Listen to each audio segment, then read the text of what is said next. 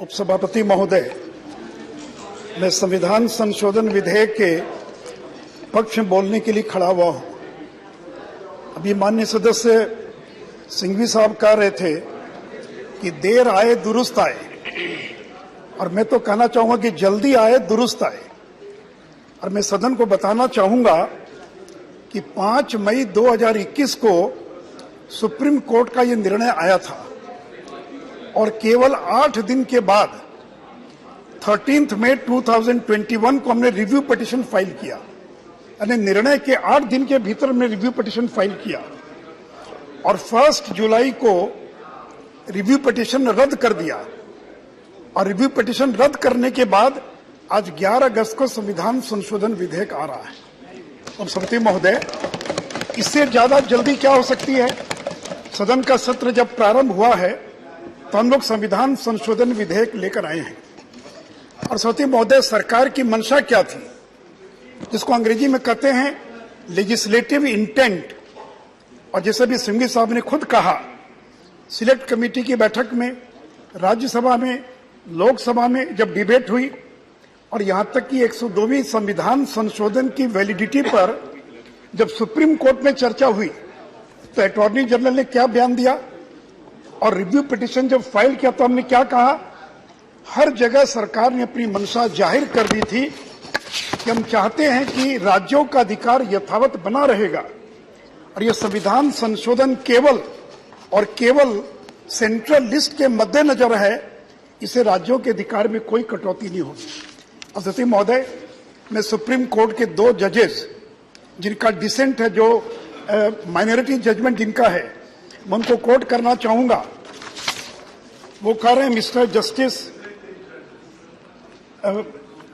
2 justice हैं, वो कह रहे हैं, सती महोदय, it is thus clear as sunlight the parliamentary intentions from the select committee report and the statements of Minister of Social Justice and Empowerment is that the intention of Parliament for bringing constitutional amendment was not to take away the power of the state to identify backward classes in the state. Justice Bhushan और Justice Nazir, इन दोनों लोगों का minority judgement है, जिन्होंने ये कहा है कि पार्लियामेंट्री डिबेट में सिलेक्ट कमेटी में सरकार की मंशा कतई नहीं थी कि राज्यों के अधिकार में कटौती कर दिया जाए, राज्यों के अधिकार को छीन लिया जाए। सभापति महोदय, और इतना ही नहीं सभापति महोदय, ये बड़ा विचित्र निर्णय सुप्रीम कोर्ट का। एक और supreme, on the one hand supreme court says states have been deprived of the power to prepare the SEBC list. एक और तो कहते कि आपको एसईबीसी लिस्ट बनाने का अधिकार नहीं है। And on the other hand supreme court recognise the power of states to make reservation in favor of particular community or caste, the quantum of reservation, the nature of benefits and the kind of reservation। एक और आप कह रहे हैं कि राज्यों को deprive किया जाता है, वो स्टेट लिस्ट नहीं बना सकते हैं। और उसी जजमेंट में सुप्रीम कोर्ट ये कहता है कि आरक्षण का प्रतिशत कितना होगा, किस प्रकार का आरक्षण होगा, यह देने का अधिकार राज्यों को है। तो it is a very piquant situation. On the one hand, you deprive, and on the other hand, you say that it is the state which will quantify the quantum of reservation for the OBC। और सती महोदय, इतना ही नहीं, तो जो parliamentary standing committee थी, select committee, उसके अंदर भी कहा गया, the ministry clarified to the committee that the proposed amendment does not interfere with the power of the state government to identify the SEBCs.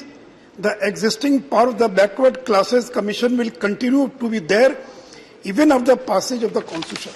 तो सभापति महोदय, हमने सिलेक्ट कमेटी में, लोकसभा में, राज्यसभा में रिव्यू पिटीशन के दौरान हर जगह सरकार ने अपनी मंशा जाहिर की कि हमारा इंटेंट राज्यों को वंचित करना नहीं है। और सभापति महोदय, कोई सरकार राज्यों के अधिकार से वंचित कर सकती है क्या? और मैं सदन को बताना चाहूंगा, इंदिरा सावनी का मामला 92 के अंदर आया और तमिलनाडु के अंदर 1920 में जो बैकवर्ड क्लासेस को जो रिजर्वेशन था, that started in there 1920 and even prior to independence, आजादी के पहले से देश के आधे दर्जन राज्यों के अंदर पिछड़े वर्गों को सूची बनाने का अधिकार था और पिछड़े वर्गों को आरक्षण देने का अधिकार था। महोदय, मैं जिस बिहार से आता हूं वो मुंगेरी लाल कमीशन बना, कर्पूरी जी ने 78 में लागू किया और 78 से आज भी पिछड़ों का आरक्षण लागू है, चाहे यूपी हो, चाहे बिहार हो, या मध्य प्रदेश हो, तमिलनाडु हो, कर्नाटक हो। तो सभापति महोदय, जो राज्यों को सूची बनाने का और आरक्षण देने का अधिकार था, यह इंदिरा सावनी के मामले में मंडल कमीशन के पहले से अधिकार राज्यों को था। सरकार की मंशा ये बड़ी साफ थी कि राज्यों को ये अधिकार हम छीनना नहीं चाहते हैं, लेकिन उसके बावजूद सुप्रीम कोर्ट ने इस प्रकार का एक निर्णय दिया और इसलिए उस निर्णय को संशोधित करने के लिए ये संविधान संशोधन का बिल हम लोग लाए हैं। सभापति महोदय, यहाँ कांग्रेस के लोग बैठे हैं जिन्होंने लंबे समय तक इस देश में राज किया। मैं उनसे जानना चाहता हूं, आर्टिकल 340 में जब बैकवर्ड क्लासेस कमीशन बनाने का अधिकार था और जब काका कालेलकर कमीशन बना 1953 में, and the report of Kalelkar commission was submitted to the parliament in the year 1955, आपने क्यों नहीं इसको लागू किया? आपने क्यों उसको रिजेक्ट कर दिया? और सभापति महोदय, अगर आप ये कहते हैं कि काका कालेलकर कमीशन में त्रुटियां थी तो आप कोई नया कमीशन बनाते। आपने कोई नया कमीशन क्यों नहीं बनाया सभापति महोदय? और जब अटल बिहारी वाजपेयी और श्री लाल कृष्ण आडवाणी मोरारजी की सरकार में शामिल थे तो 1979 के अंदर second backward classes commission BP Mandal के नाम पर बना। कब? जब बीजे जनसंघ के लोग उस सरकार में शामिल थे। तो आपने कालेलकर कमीशन को लागू नहीं किया, कोई नया कमीशन आपने बनाया नहीं, और जब बीपी मंडल कमीशन बना उसने अपनी रिपोर्ट 31 दिसंबर 1980 को रिपोर्ट सबमिट कर दी। और सत्य महोदय, किसकी सरकार थी?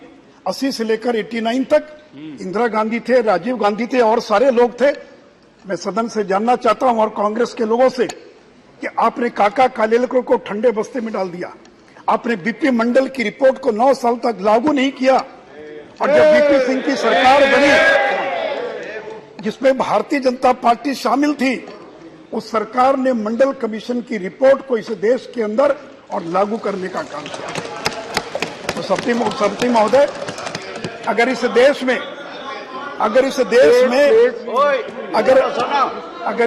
में पिछड़ों को अगर अधिकार मिला है तो जिन जिन सरकारों में जनसंघ और भारतीय जनता पार्टी शामिल थी उन्हीं सरकारों के द्वारा और पिछड़ों को यह अधिकार मिला है।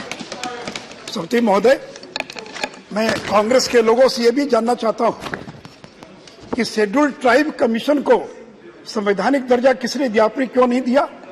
इस देश के अंदर इतनी बड़ी आबादी आदिवासियों की है, जनजातियों की है।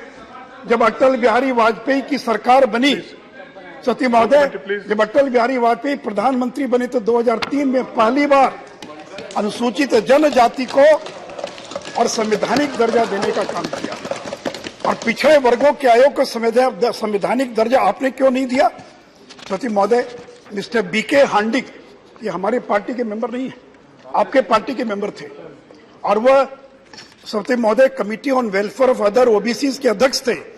उन्होंने पहली रिपोर्ट 2012 में दी, दूसरी रिपोर्ट 2013 में दी, थर्ड रिपोर्ट दी, और हर रिपोर्ट में उन्होंने दोहराया कि पिछड़े वर्गों के लिए अलग से आयोग बनना चाहिए, उसको संवैधानिक दर्जा दिया जाना चाहिए। मैं जानना चाहता हूं, बीके हांडी की रिपोर्ट को किसने ठंडे बस्ते में डाला? आपने पिछड़े वर्ग आयोग को आपने संवैधानिक दर्जा क्यों नहीं दिया? गरीब का बेटा नरेंद्र मोदी जब देश का प्रधानमंत्री बना तो पिछड़े वर्ग के लिए आयोग को संवैधानिक दर्जा देने का काम और उपसभापति महोदय, जो अधिकार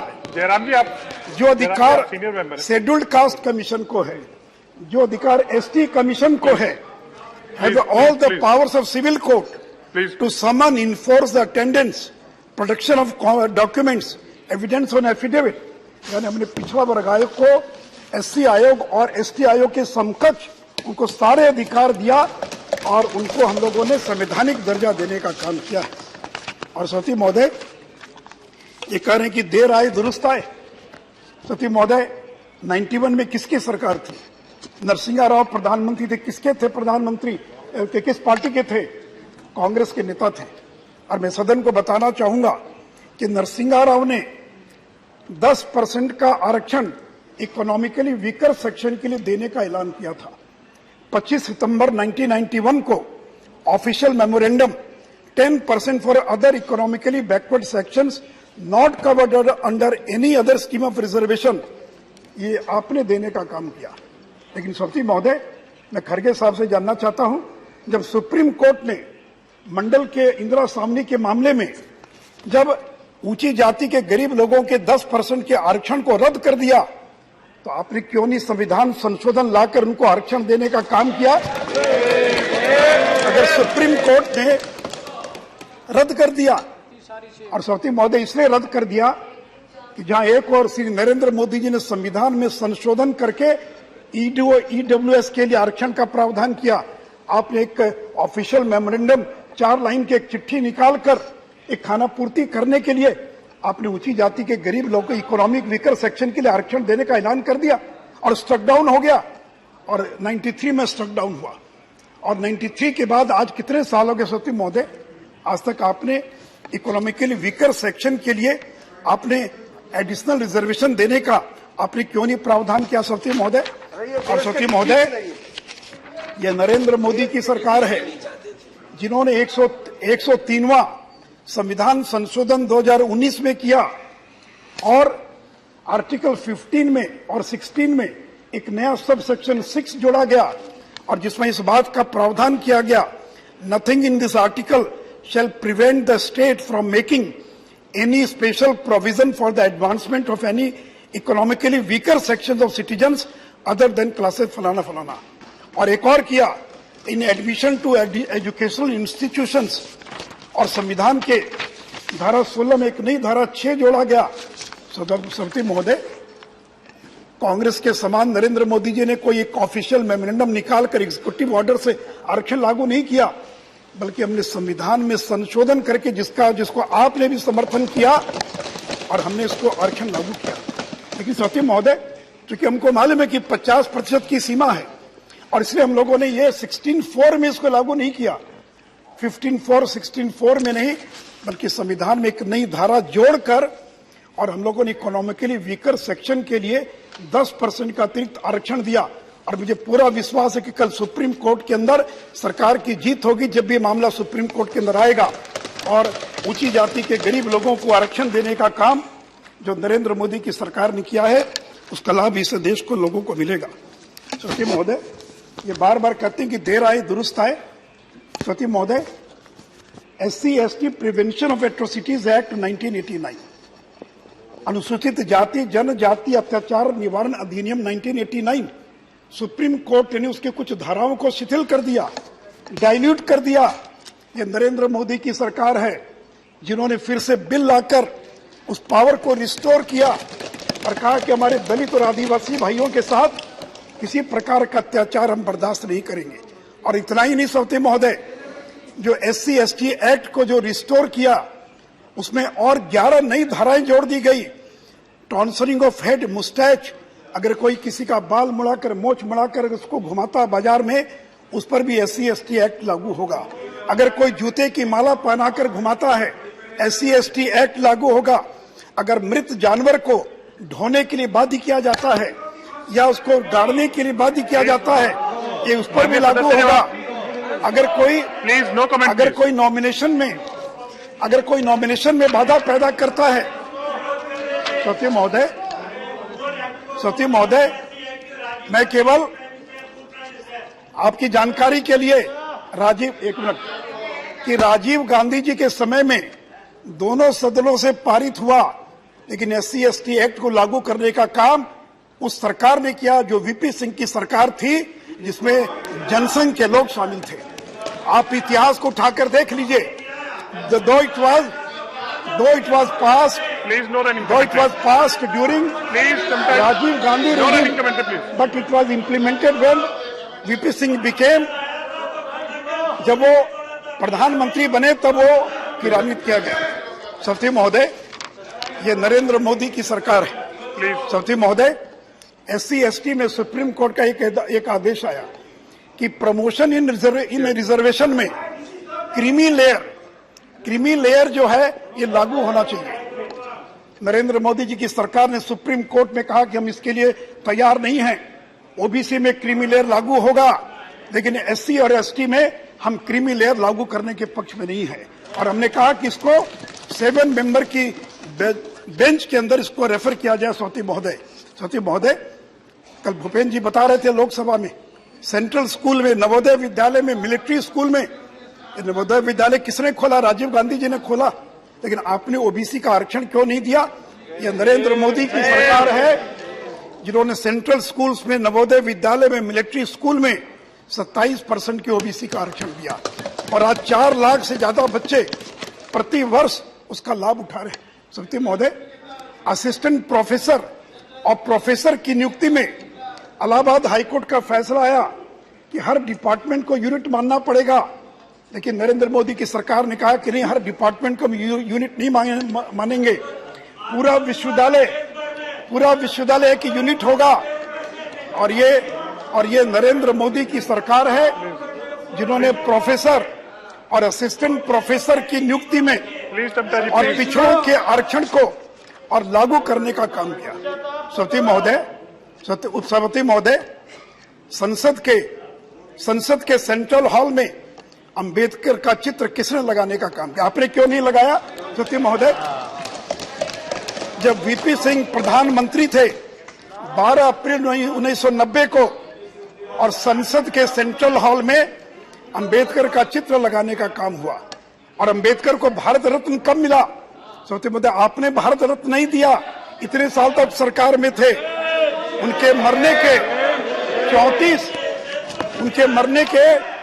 34 साल के बाद और वीपी सिंह की सरकार ने जब आपकी और उनको भारत रत्न प्लीज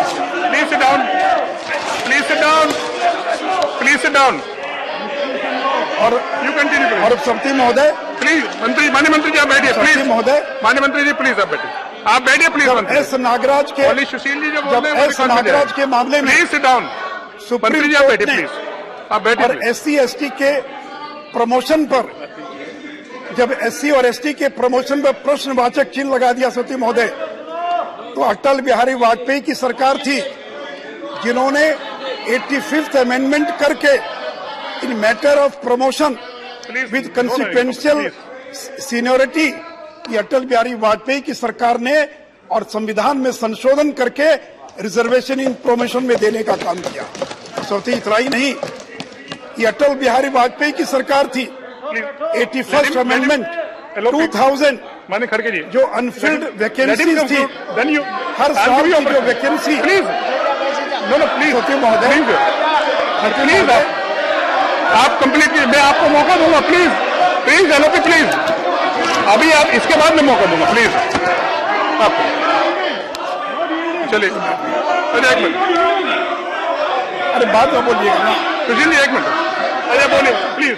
एलोपी सर देखो, मैं किसी को हर्ट करना नहीं चाहता, लेकिन उन्होंने जो गलत चीजें इस सदन में बता रहे हैं उसको नहीं माने एलोपी, उसको एग्जामिन करा लेंगे। कुछ एक मिनट साहब, माने एक मिनट, जो डॉक्टर बाबा साहब अम्बेडकर का रिकॉर्ड से निकलवा देंगे सदन के बाहर है। सुशील ji please you continue, please संविधान का प्लीज खड़गे जी, चेयरमैन ड्राफ्टिंग कमेटी का चेयरमैन नहीं प्लीज किया, उसको एग्जामिन करा लेंगे। उसके वजह से तो खड़गे जी प्लीज डाउन, क्यों लगाया मैंने वो किया। खड़गे जी संविधान ये तो आपके किसी अरे प्लीज आप के काम, खड़गे जी प्लीज, बाबा साहब नो नो प्लीज, जवाहरलाल आप बोलिए Sushil ji, nothing will go on record, only Sushil ji जो बोलेंगे वो रिकॉर्ड में जाएगा। प्लीज प्लीज प्लीज प्लीज जाओ।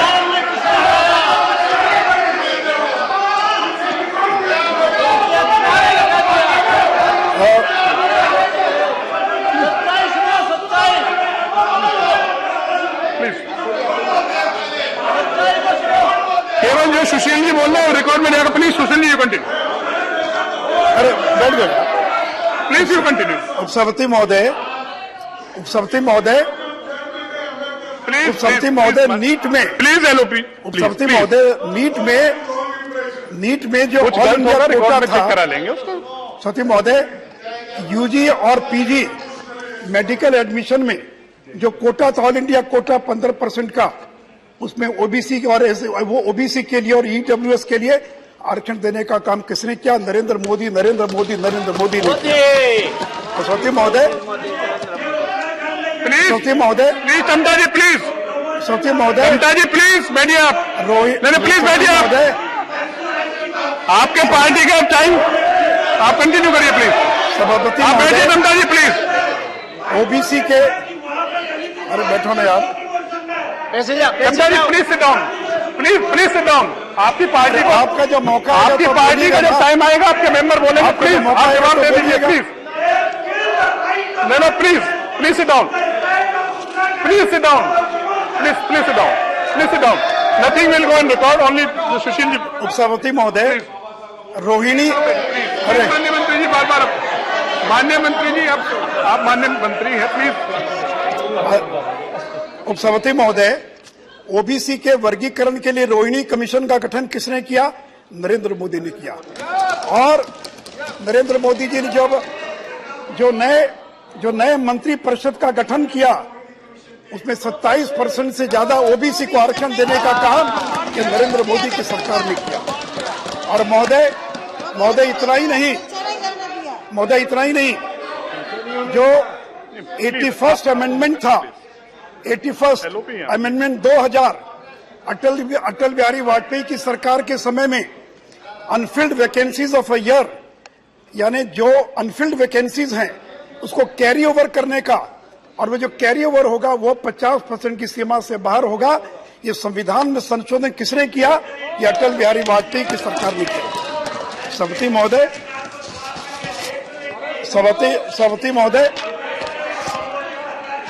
बोलिए प्लीज, सभापति महोदय, आप बोलिए प्लीज, कुछ रिकॉर्ड में नहीं आएगा आपको, बस सुशील जी बोल। इस देश में एक प्रधानमंत्री हुए जिन्होंने राज्यों के मुख्यमंत्री को पत्र लिखा और उससे ये समझ में आता है कि आरक्षण के बारे में कांग्रेस की राय क्या है। वो लिखते हैं पत्र में, my dear chief minister, they deserve help but I dislike any kind of reservation, more particularly in services. ये मेरा बयान नहीं है सौती महोदय, ये देश के प्रथम प्रधानमंत्री पंडित जवाहरलाल नेहरू का पत्र है जिन्होंने राज्यों के मुख्यमंत्रियों को लिखा है। और वो कहते हैं I react strongly against anything which leads to inefficiency and second rate standards, but if we go in for reservation Under which rule? Under which rule? Basis, Rule 110. we stamped the bright. Rule and 110. Sir, point up under Rule 110. Scope of debate. The discussion on a motion that bill be passed shall be confined to the submission of arguments either in support of the bill or for the rejection of the bill. 1 minute. In making his speech, a member shall not refer to the details of the bill further than is necessary for the purpose of his argument, which shall be a general character. मान्य सदस्य, motion for consideration है, motion for passing नहीं है। So that's please Sushil ji, please, this motion is for सचिव passing, महोदय, for passing, this is मैं उसके line को फिर से पढ़ना चाहूंगा। सचिव महोदय, दे deserve help but even so I dislike any kind of reservation, more particular in services. I react strongly against anything which leads to inefficiency and second-rate standards. But if we go in for reservation on caste basis, we swamp the bright and able people and remain second-rate or third-rate. अंत में कहते हैं, it has amazed me to learn that even promotions are based on sometimes on caste consideration. इसका मतलब है कि आप ये कहते हैं कि रिजर्वेशन देने से अयोग्य लोग आते हैं, इनएफिशिएंट लोग आते हैं। क्या आप ये कहना चाहते हैं कि खड़गे साहब अयोग्य या कमजोर हैं? और सौती महोदय, ये 27 जून 1961 का लेटर है। सौती महोदय, मंडल कमीशन पर जब लोकसभा में बहस हो रही थी, मंडल कमीशन पर 6 सितंबर 1990 को लोकसभा में बहस हुई। Under section 193 discussion of Mandal commission. इनके एक नेता का मैं बयान पढ़ना चाहता हूं। To me it is breaking of my country, यानी मंडल कमीशन अगर लागू हो गया तो to me it is breaking of my, मेरा देश टूट जाएगा। Breakup of my country may not be important to you. और वो कहते हैं who is trying to divide our country on caste religion. और वो कहते हैं the Congress cannot stand by watch this nation being divided for the political convenience of one individual. और ये सौते महोदय, राजीव गांधी जी जो उस समय नेता प्रतिपक्ष थे, उनका ये लोकसभा का भाषण है, आप निकाल कर देख सकते हैं। और सौते महोदय, मेरे जैसे बहुत सारे लोग हैं बीजेपी में जो राष्ट्रीय स्वयंसेवक संघ से प्रेरणा लेकर आते हैं और आज आरएसएस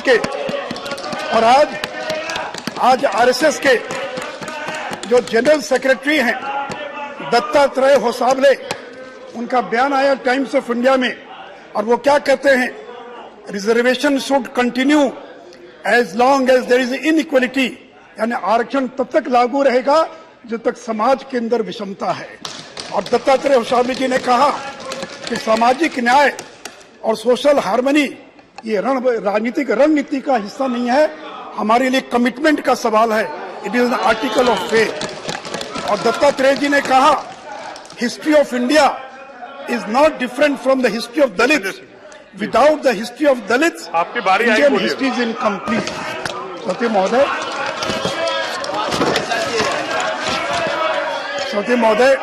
प्लीज